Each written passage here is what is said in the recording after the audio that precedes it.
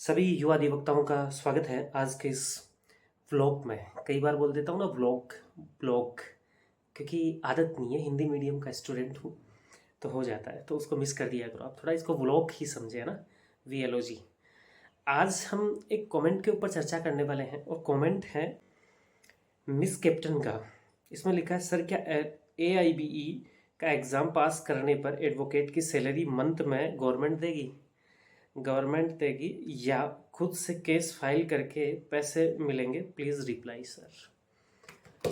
अब miss captain के comment पर चर्चा करना हमारे लिए आवश्यक क्यों है?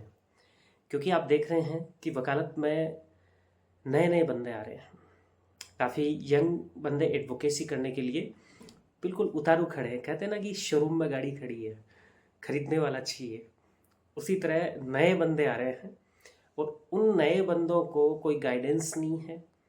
और सबसे बड़ी चीज़ ये है कि जो फर्स्ट जनरेशन के जो लॉयर हैं, फर्स्ट जनरेशन के जो बच्चे हैं, विद्यार्थी हैं, वो ज़्यादा हैं। क्योंकि जैसे सेकंड जनरेशन या थर्ड जनरेशन है, जिनमें उनके पिता या दादा वकील हैं, तो उनके तो कोई समस्या आती नहीं है। लेकिन जिनके रिश्तेदार, पिता, दादा, ताऊ कोई अगर वकील नहीं है, तो गाइडेंस की सबसे बड़ी प्रॉब्लम आ जाती है। और उसी के लिए ये चैनल शुरू करा गया है कि जितना मुझे पता हो उतना आप लोगों को बताया जाए और आप लोगों के साथ मिलकर कुछ सीखा जाए। तो उसी की कड़ी में आज हम स्वागत है, आप सभी का स्वागत करता हूँ मैं इस ब्लॉग में। अब चर्चा देखो, सब चर्चा करते हैं, आगे बढ़ते हैं। इससे पहले एक छोटा सा निवेदन है, चैनल को सब्सक्राइब भी कर लो और बेल आइकन भी अवश्य दबा लो ताकि आपको मिलती रहे मेरे प्रत्येक वीडियो की जानकारी। अब हम बात करते हैं कि कोई व्यक्ति है जिसने LLB करी है, BA LLB करी है, BSc LLB करी है, कैसे भी करी है, लेकिन लॉ ग्रेजुएट हो गया वो। अब लॉ ग्रेजुएट होने के बाद में हमारे सामने दो ऑप्शंस आ गए, ऐसे मेनली दो ऑप्शन मानो। पहला ऑप्शन है कि आप जुडिशरी में जा सकते हो तैयारी करने के लिए, या जजेस बन सकते हो आफ्टर पास आउट, अगर क्रैक कर लेते हो जुडिशरी को।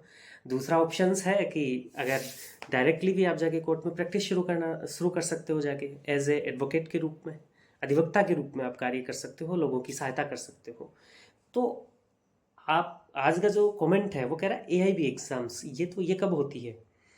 तो देखिए, जैसे LLB पास करी, LLB पास करते ही जब कोई व्यक्ति चाहता है कि मुझे कोर्ट में प्रैक्टिस करनी है, तो ऐसी दशा में उसे संबंधित बार काउंसिल में अपना रजिस्ट्रेशन कराना है एज ए एडवोकेट के रूप में, अधिवक्ता के रूप में। जैसे मैं राजस्थान से हूँ तो मैंने राजस्थान स्टेट बार काउंसिल में अपना इनरोलमेंट करवाया। अगर आप और कहीं से हैं तो आप वहाँ जो भी स्टेट बार काउंसिल आपकी, वहाँ से करवाएंगे रजिस्ट्रेशन।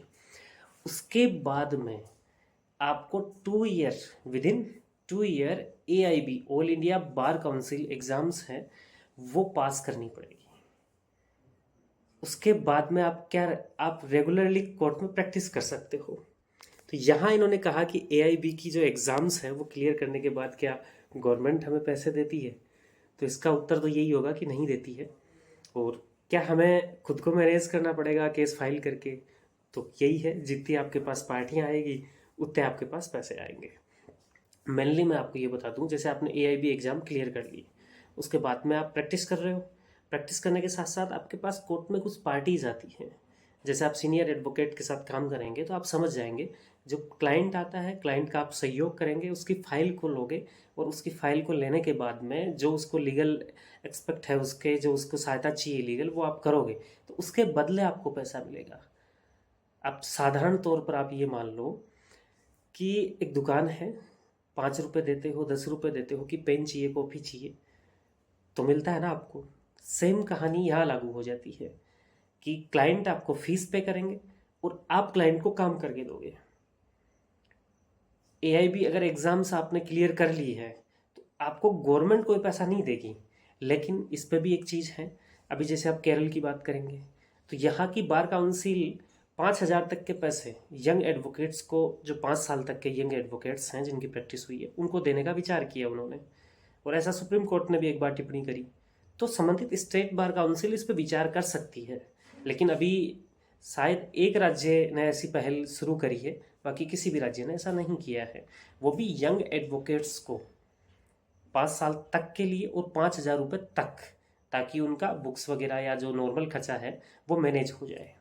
बाकी इसके अलावा कुछ भी नहीं मिलना है। एक शर्त पे मिल जाएगा, आप गवर्नमेंट लॉयर बन जाओ, गवर्नमेंट की तरफ से पैरवी करने लग जाओ मुकदमों की, तब आपको मिल सकता है। जैसे 7 साल की प्रैक्टिस है और उसके बाद में आप एडवोकेट बन जाते हैं, गवर्नमेंट के पीपी बन जाते हैं, प्रोसिक्यूशन होता है ना, वो प्रोसिक्यूटर, अभियोजन अधिकारी, वो बन जाते हैं, एपीपी तब हैं।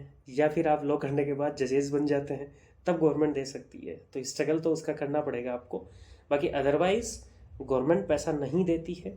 आप चाहे एआईबी एग्ज़ाम क्लियर करो चाहे ना करो, एआईबी एग्ज़ाम भी ये है कि आपको क्लियर करनी ही पड़ेगी अगर आपको रेगुलर निरंतर रूप से प्रैक्टिस करनी है और 2010 के बाद में आपने एआईबी एग्ज़ाम वो एलएलबी करी हो। तो मेरे ख्याल से इन्होंने पूछा था कि सर क्या एआईबी एग्ज़ाम पास करने पर एडवोकेट की सैलरी मंथ में गवर्नमेंट देगी, तो इसका उत्तर है नहीं। या खुद से केस फाइल करके पैसे मैनेज मिलेंगे, प्लीज़ रिप्लाई। तो इनका रिप्लाई मैंने कर दिया है। और आपके भी कोई सवाल हो मन में, क्योंकि चैनल का उद्देश्य है नए जो साथी हैं, अधिवक्ता साथी हैं, उनको मार्गदर्शन करना और उनको कुछ सिखाना। और मैं भी उनसे अगर कुछ सीख पाता हूँ तो वो भी सीखना। तो मैं आई होप कि मैं ये सारा काम कर रहा हूँ सही से। और अभी के लिए इतना ही, मिलता है नेक्स्ट वीडियो में। Bye bye.